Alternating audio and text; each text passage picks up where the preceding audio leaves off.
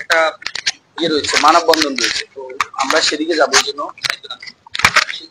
আমরা করছি, ওখানে আমাদের মানববন্ধন রয়েছে, ওখানে আমাদের ভাইরা মেহমানরা অনেক অনেক মেহমান রয়েছেন, ওনারা বক্তব্য দিবেন। আমি সেটা একটা কথা বলেই শেষ করবো ইনশাআল্লাহ।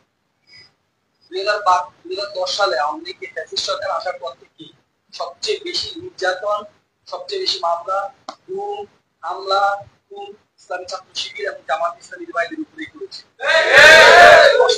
এটা স্পষ্ট। কালকে আমাদের সাথে বিএনপির সাথে একটা ইনডোর মিটিং হয়েছে, আমরা স্পষ্ট বলে দিয়েছি যে নাতের পেটুয়াতে যদি কেউ যদি দাবি করে যে কারো বেশি রক্ত দিয়েছে কে, কেউ যদি মনে করে যে জুলুম নির্যাতন কে শিকার হয়েছে, কেউ যদি মনে করে যে কারা জেলে বেশি গিয়েছে, কাদের নামে বেশি মামলা হয়েছে, আমরা স্পষ্ট বলে দিয়েছি সেটা হচ্ছে ইসলামী ছাত্র শিবির এবং জামাত।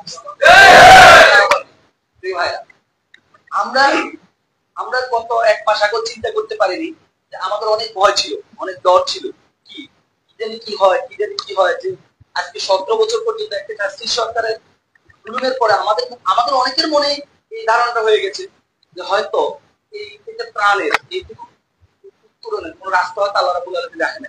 কিন্তু আমরা সবসময় একটা জিনিস চিন্তা করেছি যে আল্লাহ রাব্বুল আলামিন কোন শহীদের শাসককে, কোন জালেমকে পৃথিবীতে টিকিয়ে রাখেন। আপনি দেখেন ফেরাউনকে 400 বছর পর্যন্ত সময় দিয়েছে, 400 বছর পর্যন্ত তাকে হায়াত দিয়েছে, এবং এই 400 বছর দিন থেকে তার একটি জ্বর পর্যন্ত হয়নি।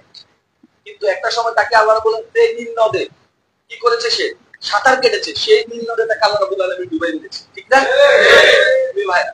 এই অবৈধ সরকারকে আল্লাহ রাব্বুল আলামিন, আপনি দেখেন হাসিনার মতো একটু ফ্যাসিস্ট সরকার যে কিনা কোনো কিছুকে পরোয়া করে না, সে শেষ পর্যন্ত কোনো বক্তব্য না দিয়ে, কোনো কিছু না দিয়ে, কোনো ধরনের ঘোষণা না ছাড়াই সে সময় পর্যন্ত দিয়েছে 45 মিনিট, কিন্তু তাকে সবকিছু বন্ধ করে দিয়ে তাকে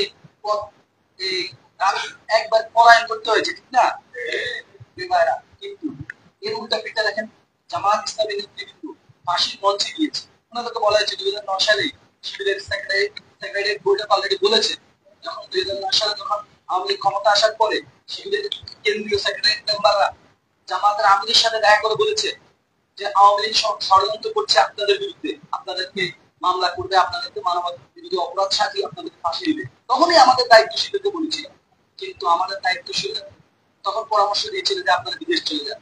আমাদের একজন দায়িত্বশীল বিদেশ যায়, এবং আপনি অবাক হয়ে যাবেন, আপনাদের কাছে ইনফরমেশন গুলো থাকা প্রয়োজন। আমাদের মীর কাসেম আলী ভাই তখন বিদেশ ছিল, কিন্তু মীর কাসেম আলী ভাই কিন্তু বিদেশ ছিল যখন আমাদের দায়িত্বশীলদের অ্যারেস্ট করছে, তাদের রায় দিচ্ছে, মীর কাসেম আলী বিদেশ ছিল। তাকে বলা হচ্ছে যে আপনি ওখানে থাকেন, আসার দরকার নেই। মীর কাসেম আলী ভাই সে কথা না শুনে দেশে এসেছে।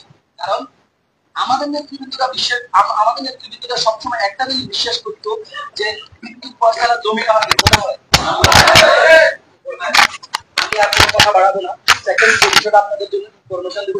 আপনাদের মধ্যে জানা রয়েছে আগামী 13 তারিখ শুক্রবার আমাদের জামাত ইসলামী নাতাপুর ইউনিয়নের উদ্যোগে আমাদের একটা কর্মী সম্মেলন রয়েছে, এবং সেখানে আমাদের প্লাবন সাহিত্য ছাত্রীর সংসদ আসবে।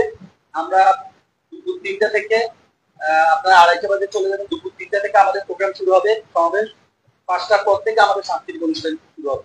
এক্ষেত্রে আমাদের অনেক বেশি জনশক্তির প্রয়োজন, কারণ হচ্ছে এখানে আপনি দেখেন এখন 2টা মেরুকরণ হচ্ছে। কারণ এখন আপনি হয়তো জানেন আমিরে জামাতের বক্তব্য খুব স্পষ্ট। আমিরে জামাত চেষ্টা করছে ইসলামী দলগুলির সাথে একত্রিত হয়ে ইসলামকে কিভাবে বাংলাদেশে বিজয় করা যায় সেই চেষ্টাটা উনি করছে।